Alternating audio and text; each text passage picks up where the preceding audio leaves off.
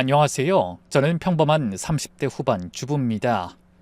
지금까지 살면서 가장 속 시원했던 순간을 꼽으라고 하면 단연코 제 남편이 시댁을 뒤엎던 그날을 말할 거예요. 그동안 시어머니와 시누이에게 당했던 온갖 서름이 한 방에 해결되던 그 순간 말이죠. 사실 저는 결혼 전만 해도 시집살이가 뭔지도 몰랐던 철없는 여자였어요.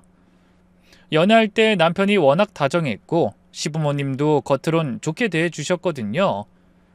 하지만 결혼하고 시댁살이를 시작하면서 지옥 같은 나날이 시작됐네요. 그 모든 과정을 차근차근 얘기해 보려고 합니다. 저는 서울에서 나고 자랐어요. 아버지는 중견기업 부장이셨고 어머니는 전업주부로 저와 남동생을 곱게 키워주셨죠. 특별히 부족한 것 없이 자랐지만 그렇다고 재벌딸은 아니었어요. 그냥저냥 먹고 살만한 중산층 가정이었다고나 할까요? 그렇게 평범하게 살다 대학 졸업하고 작은 무역회사에서 사무직으로 일하다가 소개팅으로 지금의 남편을 만났는데요. 남편은 당시 중소제조업체에서 영업사원으로 일하고 있었어요. 평범한 월급쟁이였지만 키도 크고 인상도 좋아 첫눈에 호감이 갔네요. 처음 만났을 때부터 남편은 정말 성실하고 착한 사람이었어요. 저보다 2살 많았는데 차분하고 진중한 모습이 좋았죠.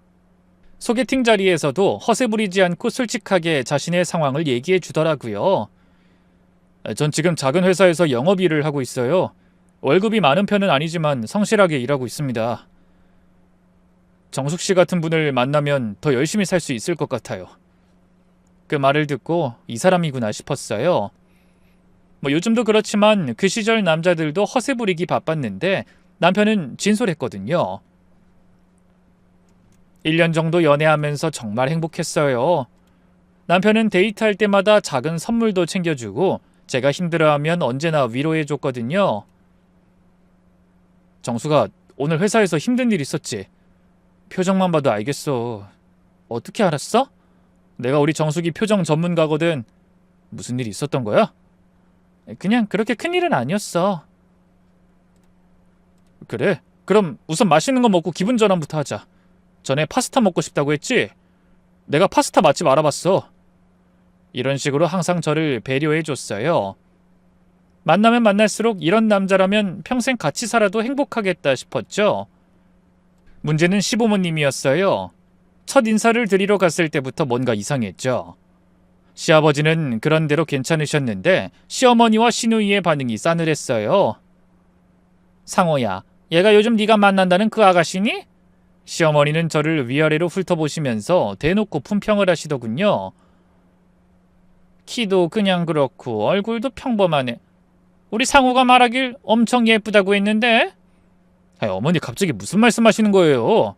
남편이 당황해서 말렸지만 시어머니는 아랑곳하지 않으셨어요. 요즘 시대 외모가 전부는 아니지. 그리고 얼굴 예쁘면 얼굴값을 하게 되어 있거든.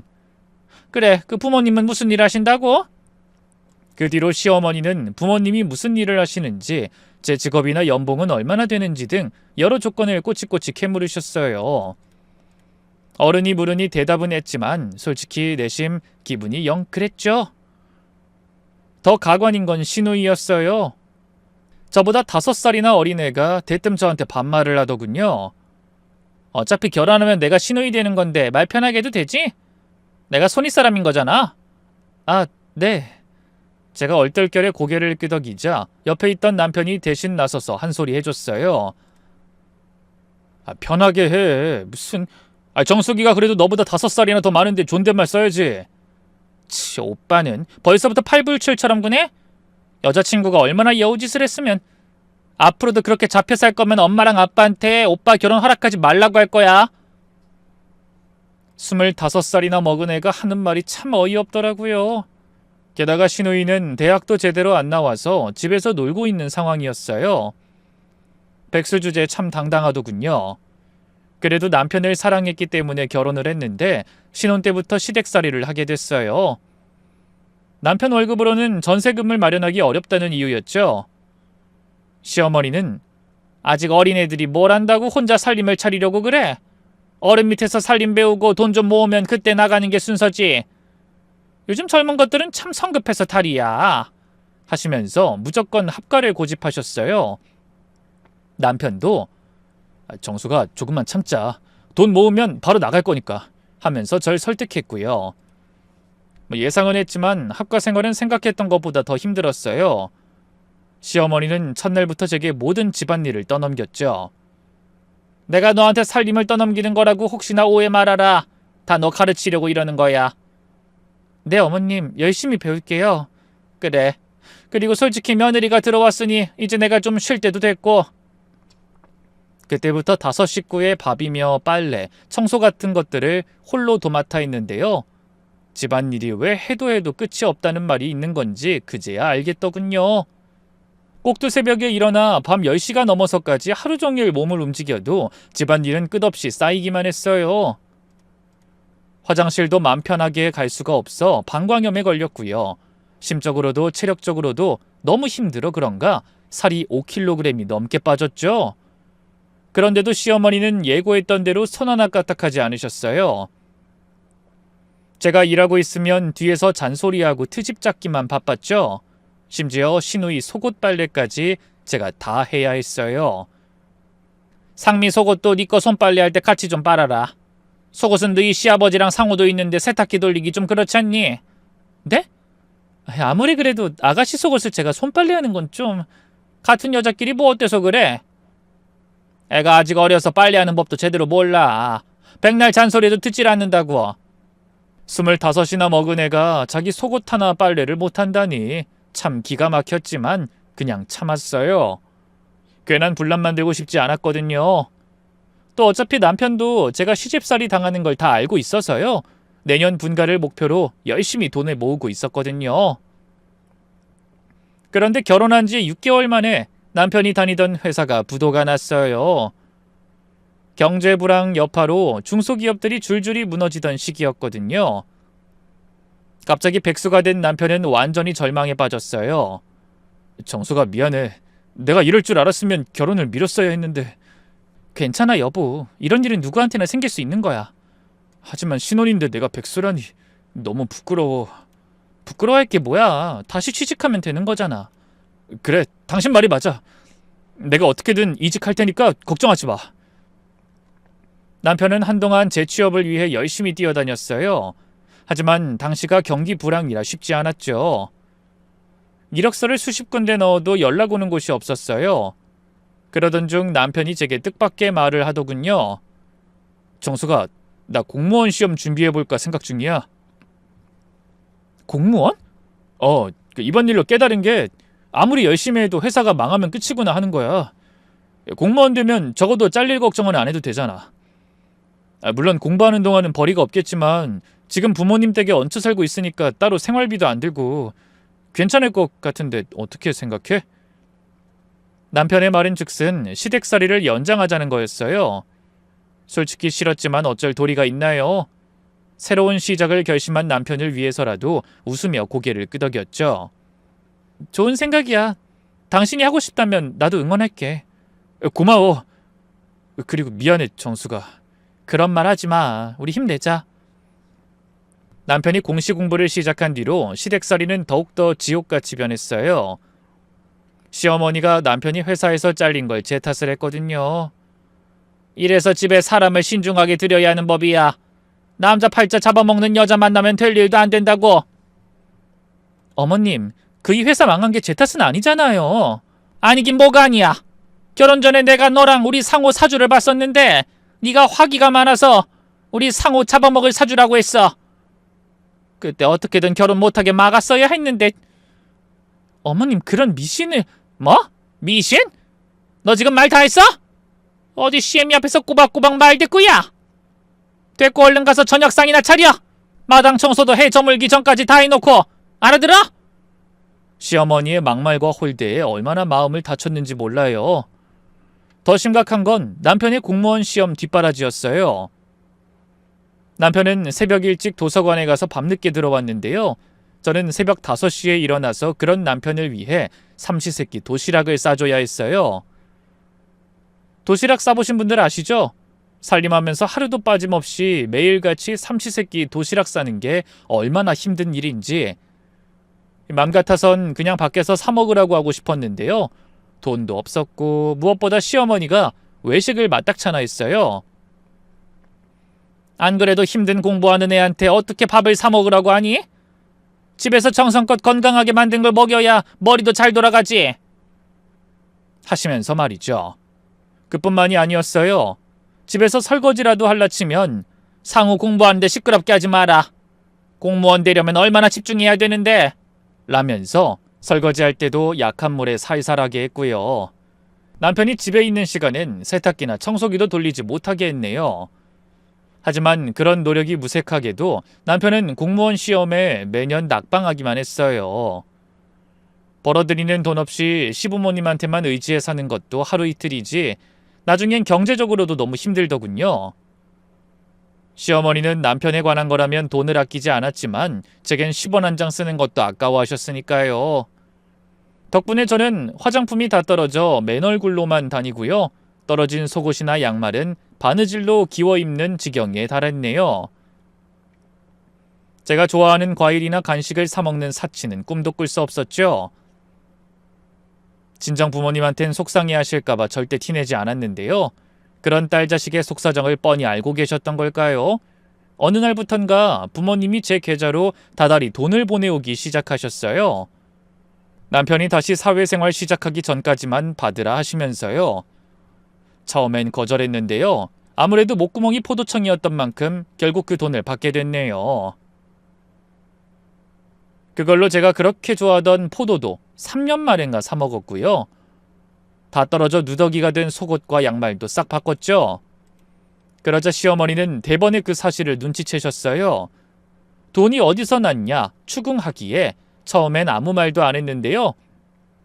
급기야 저한테 남편이 모아둔 비상금을 훔친 게 아니냐면서 추궁하더군요. 솔직히 말해봐. 네가 밖에서 일하는 것도 아니고 우리 상호 돈 훔친 거 아니면 그 돈이 어디서 나와?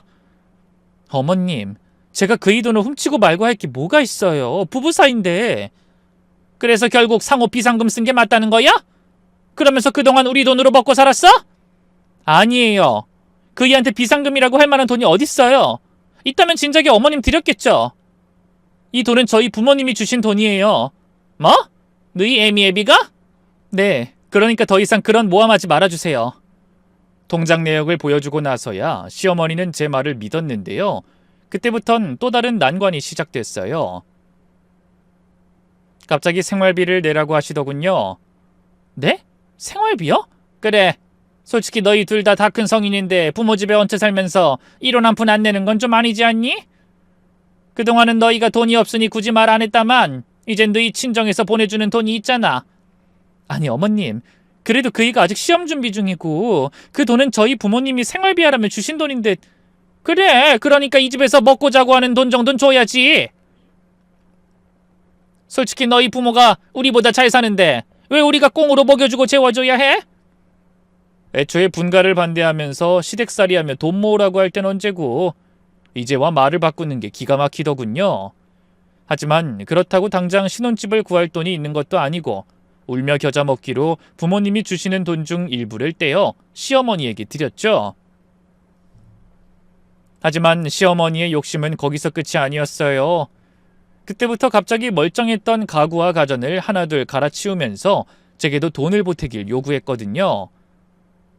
에어컨, 김치냉장고, 심지어 시부모님 침대와 화장대까지 전부 제가 돈을 보태 새 걸로 구매하셨네요. 정말 기가 막혔지만 어쩔 수 없었어요. 남편한테 말해봤지만 정수가 조금만 참아줘. 내가 합격하면 다 해결될 거야. 지금은 공부에만 집중하게 해줘. 라는 말만 돌아왔거든요. 남편도 스트레스를 받고 있는 게 보여서 더 이상 뭐라고 할 수 없었어요. 그렇게 2년을 버텼어요. 매달 부모님한테 받는 돈 중 절반은 시부모님께 드리는 생활비로 나갔고 나머지 절반은 남편 학원비와 교재비로 들어갔죠. 그저 하루빨리 남편이 시험에 합격해 분가하는 게 제 꿈이었는데요. 그런 제 간절한 바람이 통했는지 이듬해 드디어 남편이 공무원 시험에 합격했어요. 정수가 됐어! 합격했어! 남편이 전화로 처음 그 소식을 알려줬을 때 얼마나 기뻤는지 몰라요. 정말? 여보 축하해. 고마워 정수가. 너 없었으면 불가능했을 거야. 정말 고마워. 이제 우리 행복하게 살자. 그 순간 그동안의 고생이 다 보상받는 기분이었어요. 이제야 진짜 우리만의 삶을 시작할 수 있겠구나 싶었죠. 시어머니도 그날만큼은 우리 상호 정말 대견하다. 정숙이 너도 고생 많았어. 라고 하시더군요. 그때까지도 저는 몰랐어요. 진짜 시련은 이제부터 시작이었다는 걸 말이에요. 남편이 공무원이 되고 1년 후 드디어 저희만의 보금자리를 마련했어요. 전세의 작은 투룸이었지만 그래도 저희만의 공간이 생긴다는 게 얼마나 기뻤는지 몰라요. 정수가, 이제 정말 우리만의 집이야. 그동안 고생 많았어. 응 여보, 이제 진짜 신혼생활 시작하는 것 같아. 남편도 저만큼이나 설레어했어요. 시어머니는 겉으론 축하해 주셨지만 표정이 영 못마땅해 보이더군요.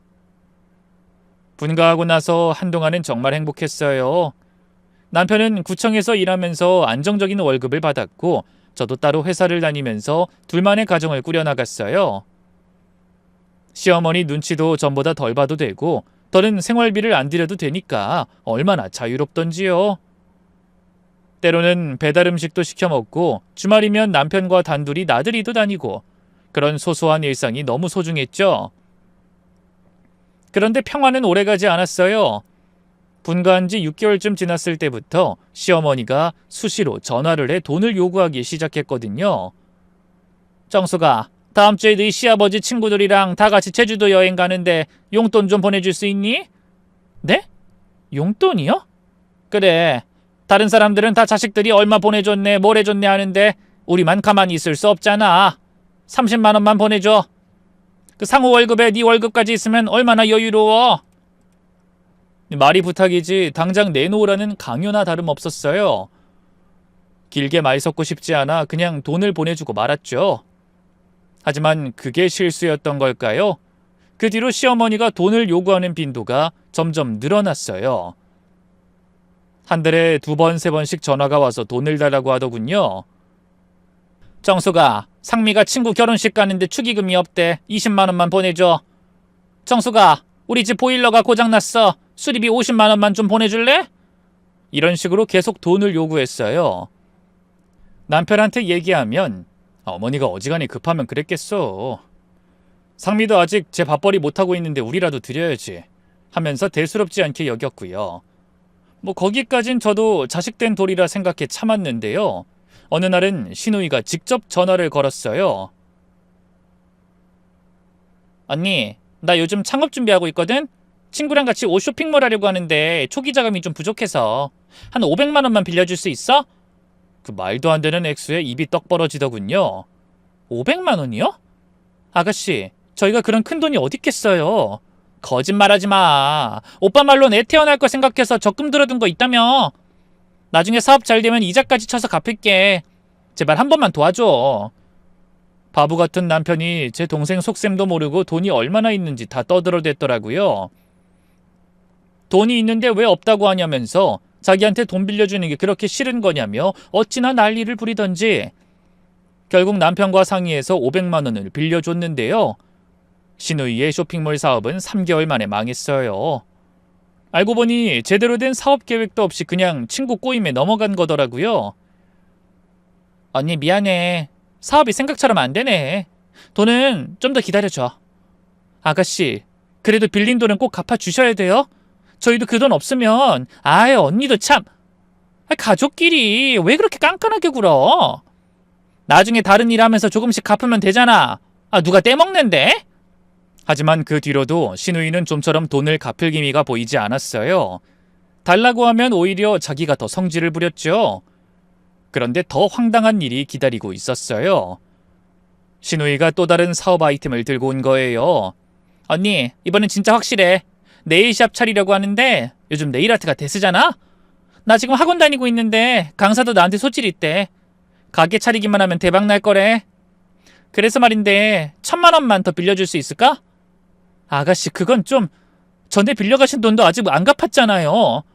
그러니까 이번에 성공해서 한꺼번에 다 갚겠다는 거잖아. 투자한다고 생각하고 도와줘. 투자라니, 그건 좀... 제가 거절하자 이번엔 시어머니가 직접 나섰어요. 정수가, 상미 네일샵 사업 좀 도와줘. 얘가 이번에 정말 열심히 하려고 하는데 왜 그렇게 심술을 부려? 어머님, 심술이 아니라요. 아가씨가 이전에 빌린 돈도... 제 말에 시어머니의 표정이 대번에 사나워졌어요. 가족끼리 그런 걸 왜 따져? 우리 상미가 성공하면 너희한테도 좋은 일 아니야? 신우이 잘 되는 걸 며느리인 네가 도와주는 게 당연하지. 맘 같아선 당연히 거절하고 싶었는데요. 그쯤 제가 임신으로 회사를 그만두면서 퇴직금이 나오기도 했고요. 무엇보다 어렵게 가진 아이인데 쓸데없는 일로 스트레스 받고 싶지 않았어요. 아이가 잘못될까봐 겁이 났거든요. 그래서 결국 1,000만 원을 더 빌려줬는데요. 신우이의 네일샵도 결국 6개월 만에 문을 닫았어요. 손님이 없어서 적자만 계속 났다는 거였어요.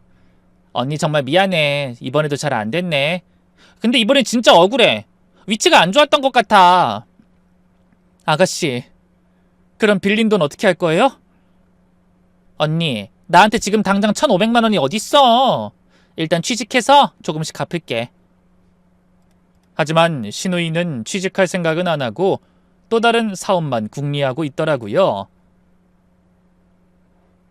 언니, 요즘 카페가 대세래. 나도 바리스타 자격증 따서 카페 한번 해볼까 생각 중인데. 아가씨, 이제 그만해요. 지금까지 말아먹은 가게가 몇 개예요.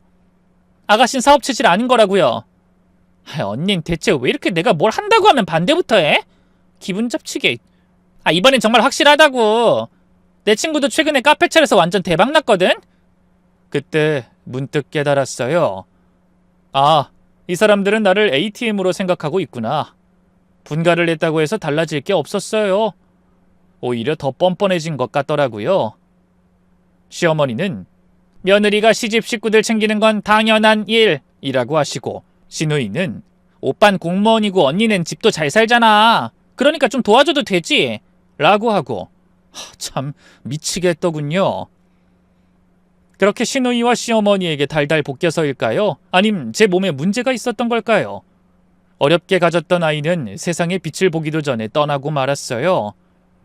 병원에선 원인 모를 유산이 생각보다 많다면서 또 가지면 된다고 위로했지만 이루 말할 수 없을 만큼 상심이 컸죠.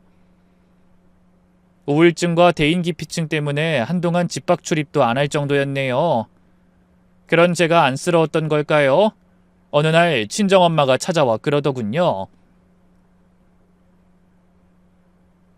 정수가, 너 옛날부터 손으로 사부작 뭐 만드는 거 좋아했잖아. 요즘 작은 카페들이 잘 되던데 한번 도전해볼 생각 없니? 엄마, 그게 무슨 말이야? 갑자기 카페 무슨 카페야.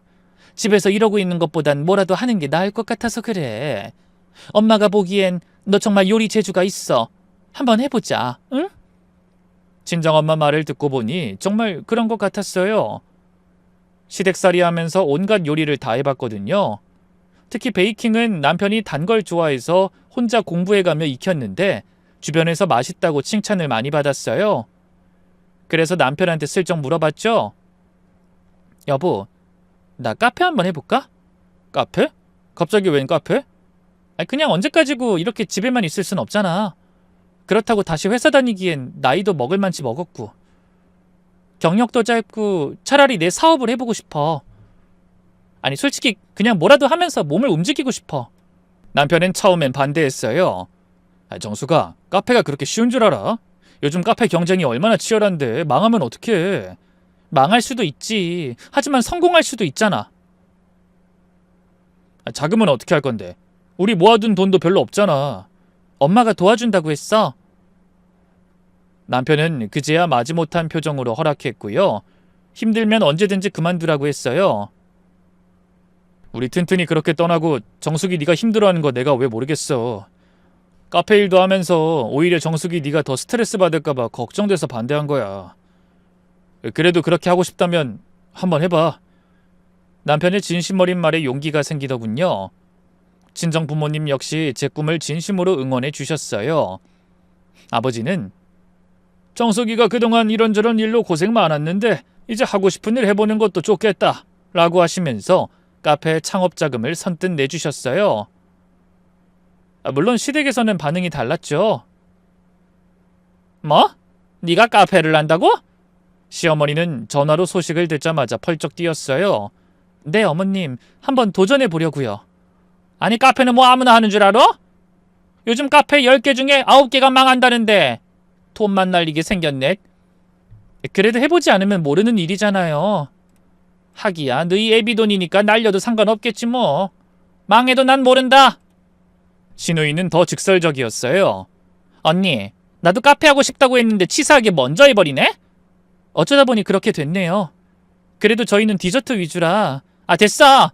어차피 초보가 하는 카페 얼마나 되겠어? 나중에 망하면 나한테 넘겨주기나 해. 신우이는 제가 카페를 여는 게 어지간히도 질투가 났던 모양이에요. 은근슬쩍 망하라는 악담을 하더군요. 그게 고가워 한마디 했어요. 아가씨, 아직 시작도 안 했는데 벌써 망한다고 단정하시네요? 현실을 말하는 거야. 언니가 카페 운영해 본 적 있어? 손님 관리는? 재료 관리는? 아무것도 모르면서 무턱대고 시작하면 당연히 망하지. 하지만 전 포기하지 않았어요.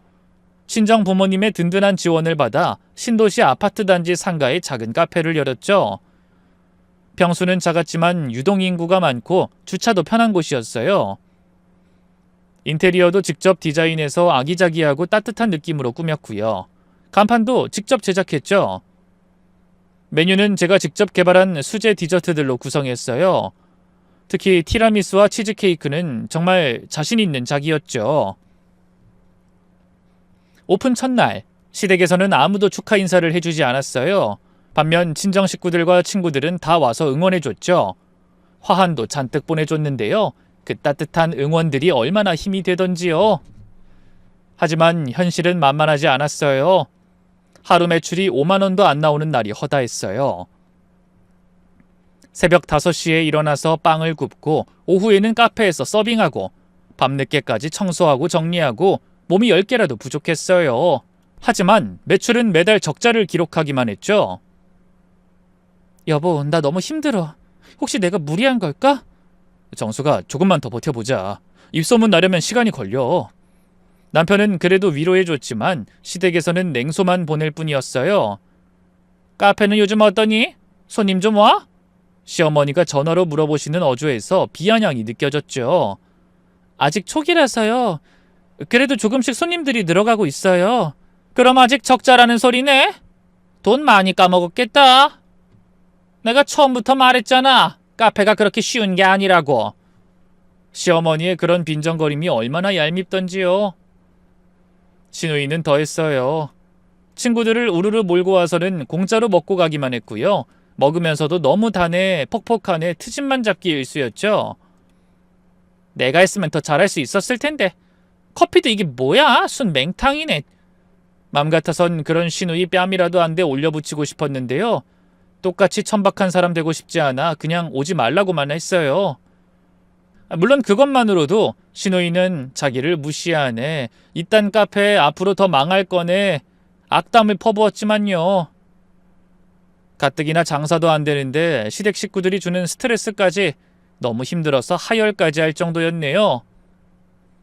그쯤 되니 남편은 그만 카페를 접는 게 어떻겠냐고 했는데요.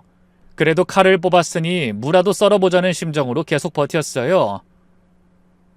그런 제가 하늘이 보기에도 기특했던 걸까요? 몇 달 뒤 기적 같은 일이 일어났어요. 제가 만든 티라미수를 먹어본 맛집 블로거가 SNS에 올린 게 입소문을 탄 거예요. 완전 맛집 발견! 이 집 티라미수 진짜 맛있어요! 치즈케이크도 강추! 그 게시물이 공유되면서 손님들이 하나둘 찾아오기 시작했고요. 반년쯤 지나니 웨이팅까지 생겼어요. 특히 주말에는 1시간씩 기다리는 손님들도 있었죠. 저도 믿기지 않았어요. 월 매출이 1,000만 원을 넘어서기 시작했거든요. 여보, 이거 진짜지? 꿈 아니지? 진짜야, 정수가. 네가 해낸 거야. 남편도 정말 기뻐해줬네요. 시간이 갈수록 카페는 더더욱 번창했어요. 월 매출이 수천만 원을 돌파했고요. 디저트 주문도 밀려서 예약을 받아야 할 정도였고요. 다른 카페에서 레시피를 물어보는 일도 생겼죠. 심지어 가맹점 문의까지 들어오기 시작했죠. 그제야 시댁 분위기가 바뀌기 시작했어요. 처음엔 믿을 수 없다는 반응이었죠. 시어머니가 전화를 걸어와서 정수가, 네 카페가 정말 그렇게 잘 된다는 게 사실이야? 하고 물어보시더군요. 네, 어머님. 감사하게도 손님들이 많이 와주세요. 그래? 그럼 한 달에 얼마나 버는데? 그건... 솔직히 말해봐. 다 같은 식구끼리 뭘 숨겨? 정확한 매출을 말해주자 시어머니는 한동안 말이 없으시더니 아이고, 우리 며느리가 그렇게 장사 재주가 있었구나. 내가 정말 몰랐네. 하시면서 갑자기 칭찬을 해주시는 거예요. 태도가 180도 바뀌었죠. 그동안 네가 얼마나 고생했는지 나도 다 알아. 시집와서 우리 상호 뒷바라지하느라 얼마나 힘들었냐. 네 덕에 우리 상호도 떡하니 공무원 됐고. 시어머니는 갑작스럽게 절 띄워주더군요. 그뿐인가요? 생전 모른 척 넘어가던 제 생일을 갑자기 챙겨주시고요. 카페 일하느라 힘들지 않냐면서 반찬까지 바리바리 싸가지고 오곤 하셨죠.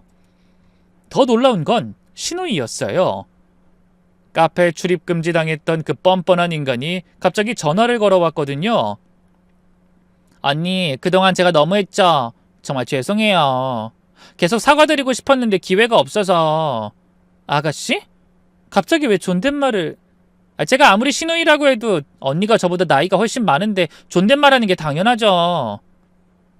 저 앞으로 과거는 잊고 언니랑 진짜 잘 지내보고 싶어요. 그래서 말인데 저 언니 카페에서 일하면서 일 배우고 싶은데 괜찮을까요? 네? 저희 카페에서요?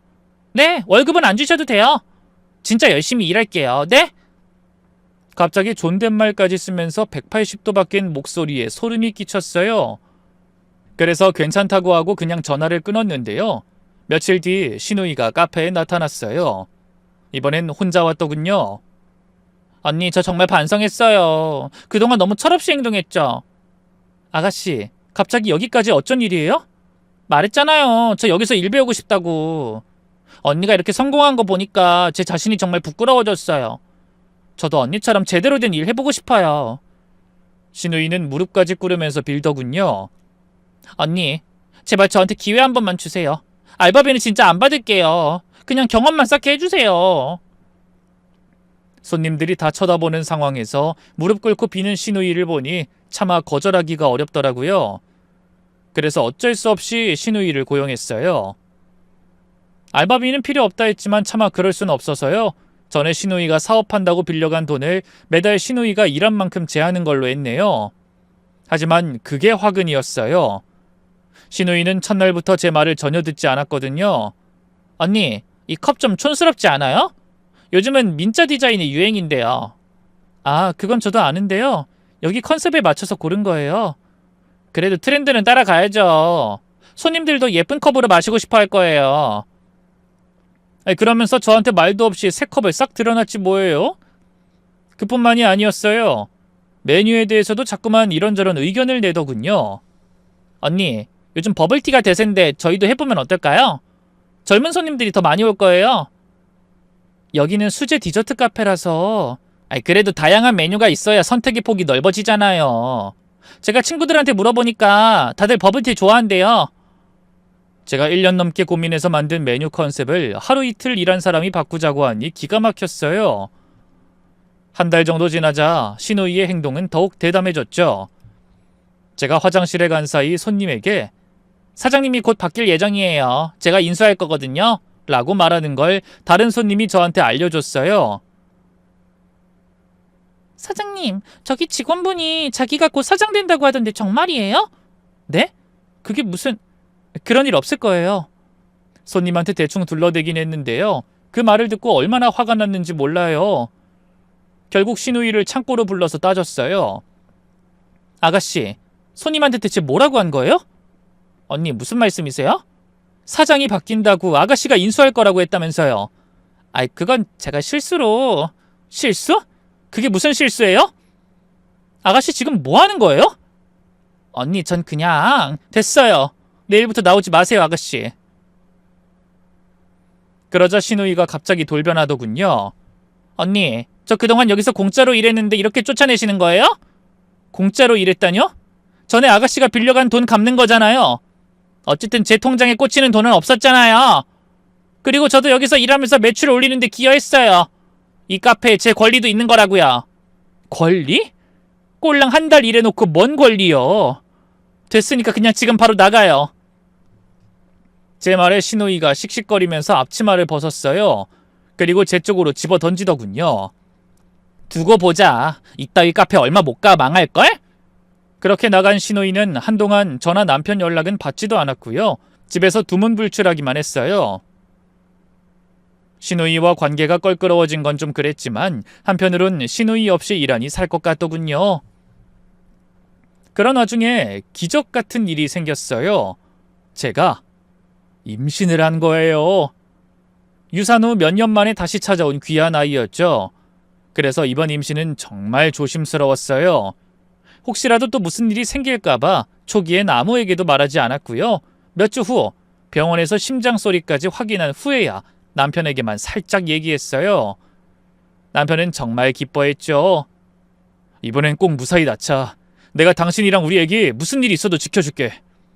남편의 그 말이 얼마나 믿음직스럽던지요. 한편 임신 사실을 알고 나니 카페 운영이 고민이 되기 시작했어요. 하루 12시간씩 서서 일하는 게 몸에 무리였거든요. 게다가 입덧도 시작되면서 냄새에 민감해져 커피 볶는 냄새만 맡아도 토할 것 같았어요. 여보, 카페를 어떻게 해야 할까? 이대로 계속하기엔 너무 힘들 것 같아. 임신 중엔 무리하면 안 되지. 잠깐 문 닫는 것도 방법이고 아니면 인수자를 찾아보든가. 근데 이 소식이 시댁에 알려지자 갑자기 분위기가 달라졌어요. 시어머니가 전화를 걸어와서 대뜸 그러더군요. 정수가 임신했다면서 축하한다. 근데 카페는 어떻게 할 거야? 글쎄요, 인수자를 찾아볼까 해요. 아니면 잠깐 문을 닫을까 생각도 하고 있고요. 남한테 넘기는 건 안 될 말이지. 그렇게 잘 되는 걸. 그만큼 권리금이나 이런 건 세게 받을 생각이니까요. 저는 저를 걱정해주는 건 줄 알고 그렇게 답했는데요. 며칠 뒤 신우이가 뻔뻔하게도 다시 카페로 찾아왔어요. 그것도 시어머니와 함께였죠. 언니, 임신 축하드려요. 근데 카페는 정말 문 닫으실 거예요? 아직 확실하게 정한 건 아니에요. 인수자를 찾아볼 수도 있고. 그럼 제가 인수하면 어떨까요? 뭐라고요? 언니께서 그동안 저한테 가르쳐 주신 것도 있고 이 카페에 애정도 있어요. 언니가 힘들게 만든 카페를 남한테 넘기거나 문 닫는 건 너무 아깝잖아요. 처음엔 그럴듯하게 들렸어요. 근데 신우이가 제시한 금액을 듣고 기절할 뻔했어요. 언니, 제가 3천만 원 드릴게요. 네? 3천만 원이요? 네. 지금 당장 현금으로 드릴 수 있어요. 엄마가 빌려주겠다고 했거든요. 그러자 옆에 있던 시어머니가 거들었어요. 그래, 정수가 3천만 원이면 적지 않은 돈이야. 네가 지금 임신해서 어차피 카페 계속 할 수도 없잖아. 제가 바보도 아니고 그런 이빨린 말에 넘어갈 리가 있나요? 기가 막혀서 따졌어요. 어머님, 이 카페 월 매출이 얼마인지 아시잖아요. 권리금만 해도 억 단위가 나올 텐데 3천만 원이라니 말이 되나요? 그러자 시어머니의 표정이 확 굳었어요. 너 정말 이럴 거니? 우리가 남도 아니고 서운하게 왜 그렇게 돈돈거려? 그리고 그동안 우리 상미가 꽁으로 도와준 것도 생각해야지. 그러자 신우이도 얼른 입을 열었어요. 맞아요, 언니. 그리고 사실 이 카페 가치가 떨어지고 있어요. 언니가 임신해서 제대로 관리 못하니까 벌써 손님들이 줄어들고 있거든요. 저 없어진 이후로 더 심해졌고요. 그게 무슨 말이에요? 여전히 장사 잘만 되고 있는데. 앞으로 그렇게 될 거란 말이죠. 솔직히 언니 혼자선 한계가 있어요. 젊은 감각도 부족하시고. 저는 2030 세대니까 그 연령대 취향을 잘 알거든요. 정말 어이가 없었어요. 신우이도 시어머니도 어떻게든 제 카페를 흠잡지 못해 안달이더군요. 아무리 그래도 그렇지 월 매출 5천만 원이 넘는 카페를 3천만 원에 넘기라니 그게 말이 되나요? 아가씨, 그건 너무 터무니없는 가격인 것 같아요. 그냥 다른 매수자 알아볼게요. 언니, 가족끼리 그렇게 따지면 안 되죠. 어차피 언닌 지금 임신하셔서 계속 할 수도 없는 상황이잖아요. 제가 더 잘할 수 있다니까요? 시어머니의 압박은 더 거세졌어요. 정수가 상미 말이 맞다. 네가 몸이 힘들어서 제대로 관리를 못하니까 벌써 카페 분위기가 예전 같지 않더라. 이럴 바엔 빨리 정리하는 게 나아. 어머님, 그게 무슨 말도 안 되는... 저 아직 임신한 지 2달밖에 안 됐어요. 2달이면 장사에선 긴 시간이야. 손님들 마음은 변덕스러운 거라 한 번 떨어지면 다시 올리기 힘들어. 며칠이 지나도 시댁의 압박은 계속됐어요. 시어머니는 하루에도 몇 번씩 전화를 걸어와서 언제까지 미룰 거니? 상미가 기다리고 있는데. 나중에 팔려고 하면 3천도 못 받을 수도 있어. 이런 말들을 반복하셨어요. 시누이는 아예 카페 앞에서 손님들에게 곧 제가 사장이 될 예정이에요 라고 말하고 다녔어요. 제가 달려가서 아가씨 뭐 하는 거예요? 하고 따지자 언니 어차피 확정된 일 아니에요? 미리 안내하는 거죠 라고 뻔뻔하게 대답하더군요. 남편도 어이없어 했어요. 하지만 나중엔 시부모님한테 무슨 말을 들었는지 딴소리라더군요. 생판 모르는 남한테 넘길 바에야 차라리 상미한테 넘기는 게 낫지 않겠어? 나중에 당신이 다시 운영하고 싶을 수도 있고. 그때 가서 아가씨가 넘겨줄 것 같아? 아니 그때까지 카페가 안 망하고 버티고 있긴 할까? 그게 무슨 말이야? 당신도 알잖아. 아가씨가 지금까지 말아먹은 장사가 몇 갠데. 카페는 모를 일이잖아. 본인이 열정도 있는 것 같던데 왜 그렇게 무시부터 해? 아무리 그래도 3천만 원은 진짜 아니야. 당신도 알잖아. 제 말에 남편도 더는 아무 말도 하지 않았는데요. 그래도 남편만큼은 제 편일 거라 믿었는데 어느 날 남편이 뜻밖의 폭탄 선언을 했어요. 정수가, 나도 뭔가 새로운 일을 해보고 싶어. 무슨 일? 사실 구청에서 일하는 게 너무 재미없어. 매일 똑같은 업무만 반복하고 승진도 막혀있고. 남편은 제 카페가 잘 되는 걸 보면서 본인 일에 회의를 품은 것 같았어요. 그래서 말인데 나 회사 그만두고 창업해보면 어떨까? 갑자기? 갑작스럽긴 한데 상사 때문에 요즘 너무 스트레스야. 매일 갑질하고 나만 괴롭히고 더는 못 견디겠어. 제가 임신한 데다 카페도 인수를 하든 잠시 문을 닫든 할 예정이니 버텨보라 했는데요. 결국 남편은 저한테 말도 없이 회사를 그만두고 말았어요. 몇 년을 고배를 마시며 어렵게 합격한 공무원 시험인데 솔직히 좀 화가 나더군요. 남편도 그걸 알았는지 바로 고개부터 숙이더라고요. 미안해. 더는 못 견디겠더라. 상사가 나한테만 유독 심하게 대해서. 여보, 그래도 미리 상의를 했어야지. 미안해. 너무 화가 나서 충동적으로. 그래도 나 절대 당신이랑 우리 희망이 굶기진 않을 거야. 꼭 사업으로 성공할 자신 있어. 한 번만 더 믿어주라.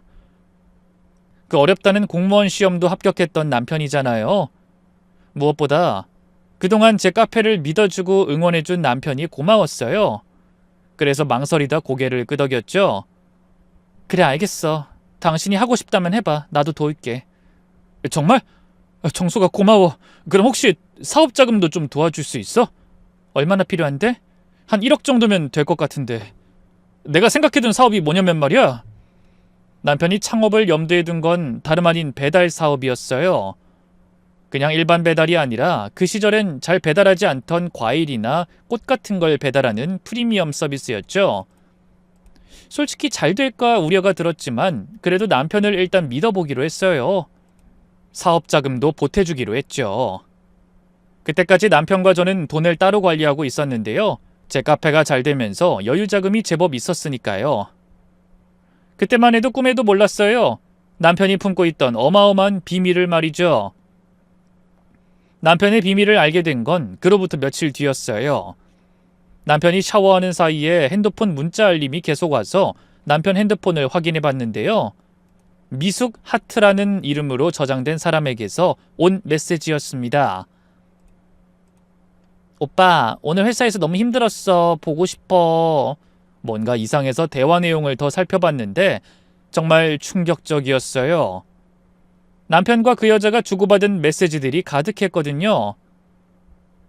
당신 없으면 못 살겠어. 너무너무 사랑해. 빨리 만나고 싶어 같은 메시지들. 둘이 이미 진작에 잠자리까지 같이 한 것 같더군요. 더 충격적인 건 남편이 사직한 진짜 이유였어요.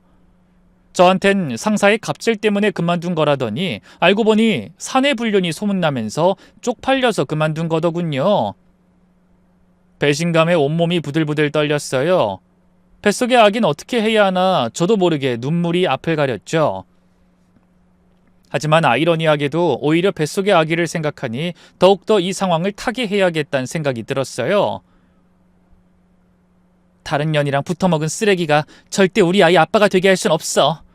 그렇게 결심하니 남편에게 남아있던 애정과 미련 같은 게 순식간에 정리되더군요.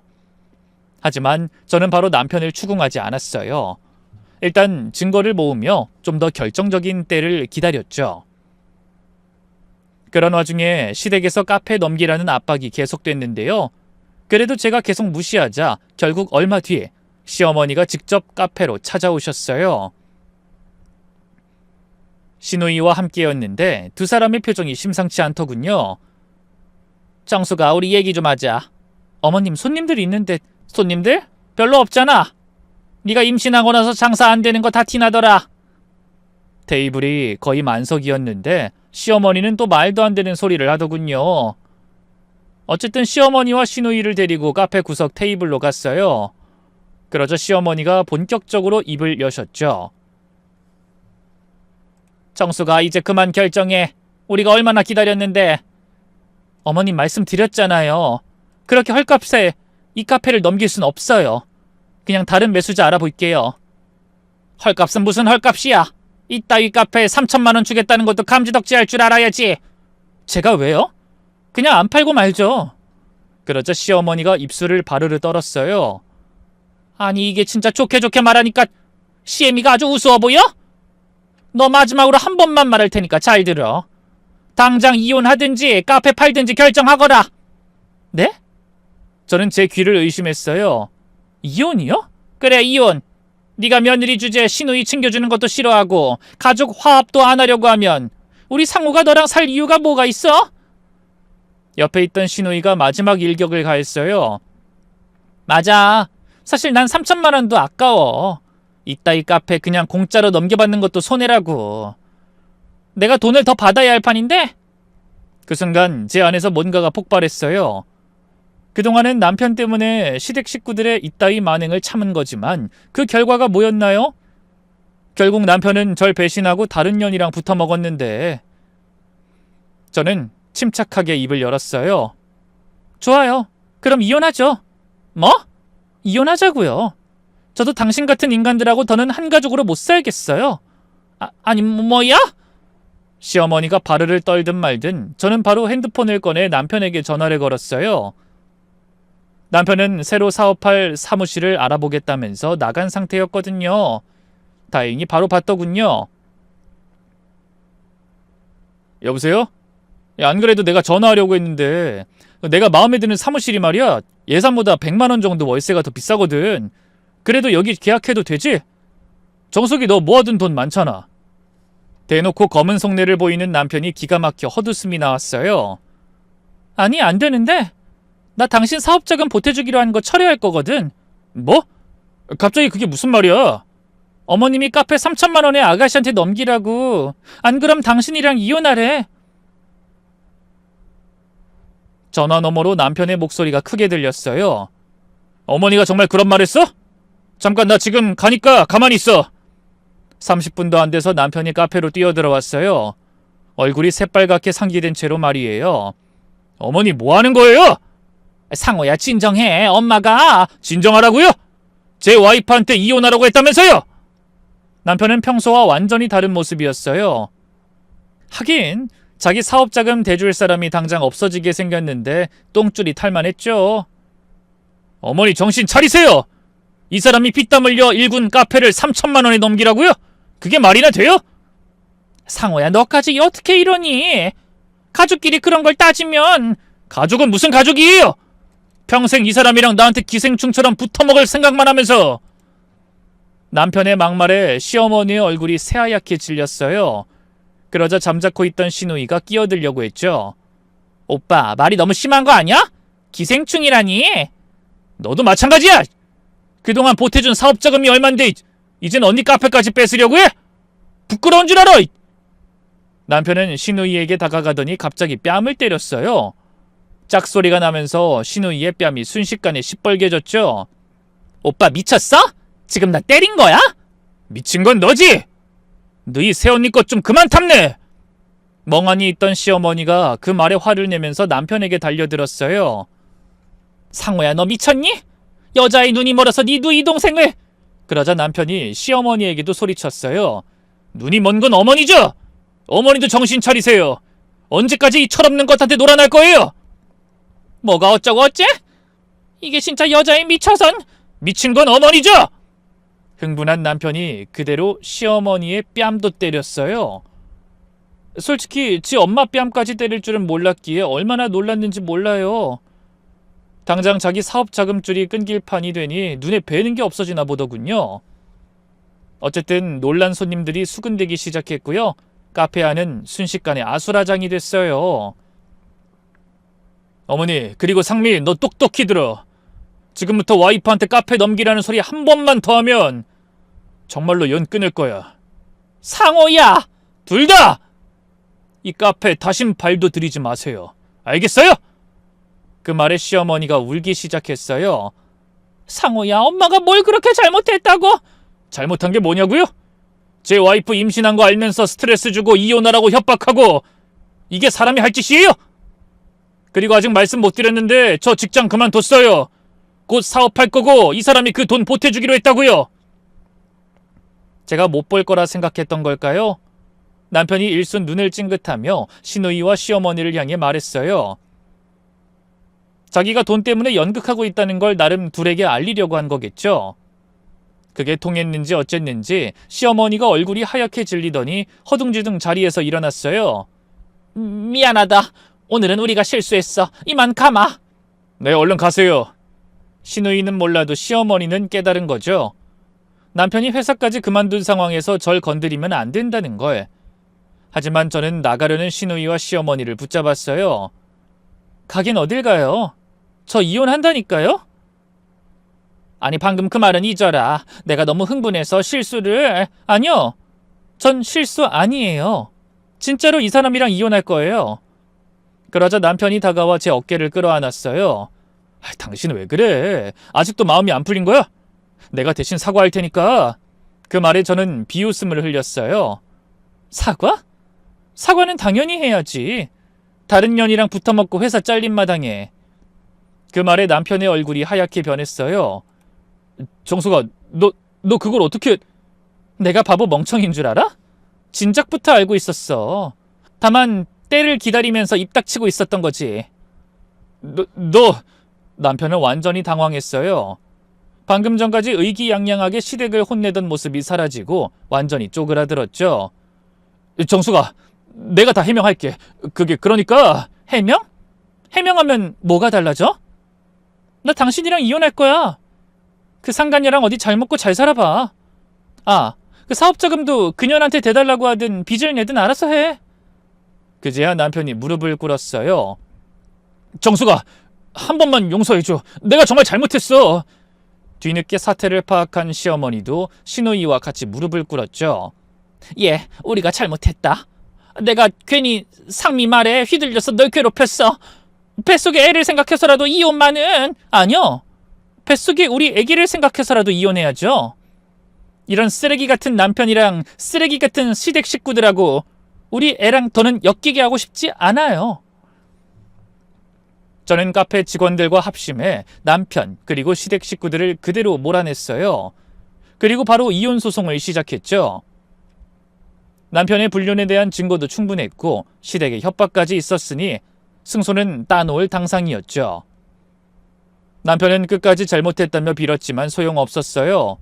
저는 상간자 소송까지 야무지게 걸어서 그 상간녀로부터 위자료까지 넉넉하게 받아냈죠. 이혼 후 남편은 완전히 망가졌어요.